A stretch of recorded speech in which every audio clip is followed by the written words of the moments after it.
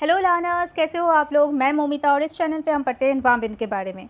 और ये जो हमारी डेली सेशन रहती है एनवायरमेंटल अपडेट्स की, जहाँ पे हम एनवायरनमेंट रिलेटेड न्यूज़ को पढ़ते हैं।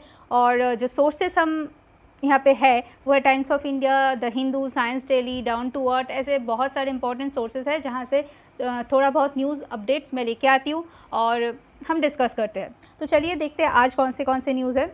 जो फर्स्ट न्यूज़ है वो है वाइल्ड बीज। ये तो आपको पता होगा ना, आपके रूम में आ जाते हैं तो आप भागते हो या फिर वो आपके पीछे भागते हैं या एक भागा दौड़ी स्टार्ट हो जाती है। जो इंसेक्ट्स होते हैं, एक्चुअली मेरे साथ ये ऐसा होता है, वो रूम में आते हैं तो मैं भाग जाती हूँ। खैर, तो वाइल्ड बीज के कम होने की वजह से क्रॉप प्रोडक्शन में भी कमी आई है। क्या? ये एक रिसर्च रिपोर्ट है जो रॉयल सोसाइटी नाम की एक जर्नल है लंदन में, उसमें ये रिपोर्ट आई है कि वाइल्ड बीज जो है वो प्रोडक्शन, जो क्रॉप प्रोडक्शन है, वेजिटेबल क्रॉप्स प्रोडक्शन है नॉर्थ अमेरिका के, उसमें फ्रूट्स ये सब प्रोडक्शन में जो ओर्थ देखा जाए तो ओर्थ है $1.5 बिलियन। इतने ओर्थफुल प्रोडक्शन में हेल्पफुल करते हैं ये वाइल्ड बीज और इंसेक्ट्स। और इनके ऐसे पॉलिनेटर्स के कम होने की वजह से ये प्रोडक्टिविटी भी कम हो चुकी है। और ये जो डाटा है, इस रिपोर्ट में जो डाटा आई है वो कलेक्ट हुआ है 131 फर्म्स से। यूएस और कनाडा के जो फर्म्स है वहाँ से 131 फर्म्स के ऊपर स्टडी करके उन लोगों ने ये डाटा दिया है। और ये बता रहे हैं कि ये जो प्रोडक्शन की कमी हुई है वाइल्ड बीज के या इंसेक्ट्स की वजह, इन पॉलिनेटर्स के कम होने की वजह से हुआ है। और इन पॉलिनेटर्स की कमी क्यों आई है? क्योंकि हम बहुत सारे डेवलपमेंट की वजह से, जो इकोनॉमिकल और सोशल डेवलपमेंट जब होते हैं तो इनके जो हैबिटेट होते हैं, जो नेचुरल हैबिटेट होता है, इन्वायरमेंट को हम डिस्ट्रॉय कर देते हैं। और इन्वायरमेंट इनके नेचुरल हैबिटेट है, तो इनके नेचुरल हैबिटेट को डिस्ट्रॉय होने की वजह से, और आजकल एग्रीकल्चर प्रोडक्शन या कोई भी प्रोडक्शन हो तो हम वहाँ पे केमिकल्स की यूज़ बहुत ज़्यादा होती है। एग्रीकल्चर में पेस्टिसाइड्स के यूज़ बहुत ज़्यादा होते हैं, तो पेस्टिसाइड्स यूज़ होने की वजह से ये पॉलिनेटर्स मर जाते हैं। इसके वजह से जो ये कनेक्शन है, ये प्रोडक्शन जो इनके थ्रू होते थे उनमें डिक्लाइन देखी जा रही है। और ये भी देखा गया है, ये वर्ल्ड्स के टॉप पॉलिनेटर्स है इंसेक्ट्स सबसे ज़्यादा। हमें इसके लिए हमें कोई मेहनत नहीं करनी पड़ती है, पर बहुत सारे क्रॉप, फ्रूट्स, वेजिटेबल्स, बहुत कुछ प्रोडक्शन होता है। जैसे कि देखा गया है कि यूनाइटेड नेशन में 75% ऑफ आमंड, कॉफ़ी, चेरी और ऐसी चीज़ों की 75% ऑफ प्रोडक्शन यही पॉलिनेटर्स की वजह से हुआ है। तो यही है। तो अगली बार आपके रूम में अगर ऐसे इंसेक्ट्स आए, प्लीज़ उसे मारने के लिए मत दौड़ना, आप रूम से बाहर हो जाना। वो शायद थोड़ी देर बाद आपको देख नहीं पाएगा तो चला भी जाएगा। चलते हैं नेक्स्ट न्यूज़ पे। ये एक अच्छी खबर है। इंडिया ने अपने आप को Guinness book of world record में एंट्री दिलाई है। किस चीज़ पे दिलाई है? Largest camera trap wildlife survey. Camera trapping के बारे में आप लोगों को पता होगा, अगर नहीं पता है तो मैं इसके ऊपर एक वीडियो बना दूंगी जहाँ पे कैमरा ट्रैपिंग कैसे होता है, क्या होता है, थोड़ा डिटेल्स रहेगा। बट बहुत इंटरेस्टिंग है क्योंकि मैं इसे सामने से देखी हूँ, मुझे एक्सपीरियंस है इस चीज़ को। और कैमरा ट्रैपिंग कैसे करते हैं और कैसे रिकॉर्ड्स करते हैं, और रिकॉर्डर को बाद में ओपन करके कैसे देखते हैं। तो इन चीज़ वैसे कुछ भी नहीं है, कैमराज में जैसे रिकॉर्ड करते हैं वैसे ही है, पर थोड़े डिफरेंट होते हैं उनके। तो ये कैमरा ट्रैपिंग स्पेशली क्यों होता है? वाइल्ड लाइफ जो है उनके एक्टिविटीज़ को देखने के लिए।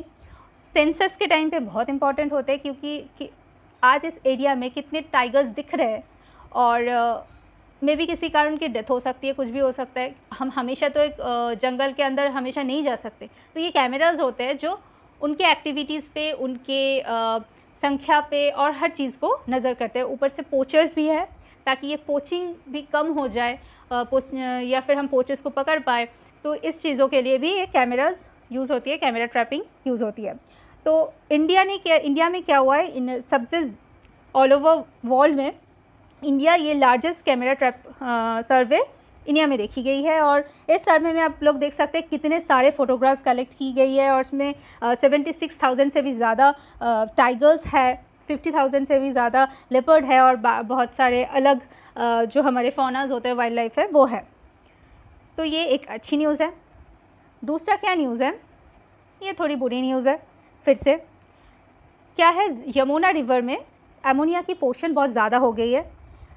जो अगर हम ब्यूरो ऑफ इंडियन स्टैंडर्ड्स के लिमिट्स देखें, एक्सेप्टेबल जो लिमिट्स हैं वो 0.5 पार्ट्स पर मिलियन है अमोनिया के लिए, पर यमुना रिवर की रिसेंट एक स्टडी की है, तो वहाँ पे देखा गया है इसमें एमोनिया के पोर्शन 3 पार्ट्स पर मिलियन है, जिसके वजह से दिल्ली के जो एरिया है वहाँ पे वाटर सप्लाई डिस्ट्रक्टेड हो रहा है। तो एमोनिया हाई होने के वजह से हाई है, पर इसके इफ़ेक्ट क्या है और क्यों डिस्टर्बेड हो रहा है ये दिल्ली साइड में वाटर सप्लाई, क्या प्रॉब्लम होती है एमोनिया की वजह से, वो थोड़ा देख लेते हैं। अगर वाटर में एमोनिया ज़्यादा % हाई लेवल में हुआ तो वो ऑक्सीजन वाटर के ऑक्सीजन लेवल को कम कर देगी।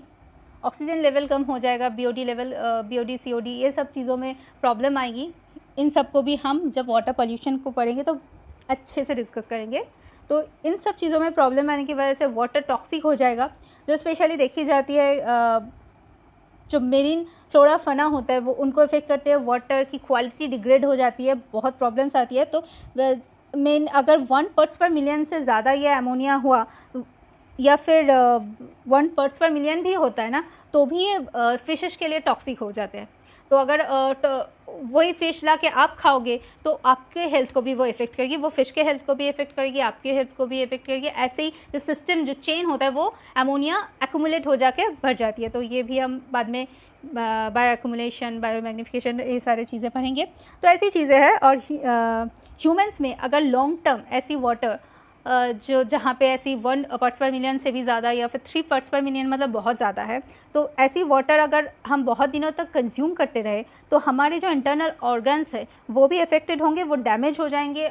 और इस डैमेज की वजह से अगर एक्सट्रीम केसेस देखा जाए तो डेथ हो सकती है, पर वो बस एमोनिया से नहीं, पर बहुत सारी चीज़ों से हो सकती है। सारे केमिकल्स, मिनरल्स, इन सब के प्रॉब्लम की वजह से हो सकती है।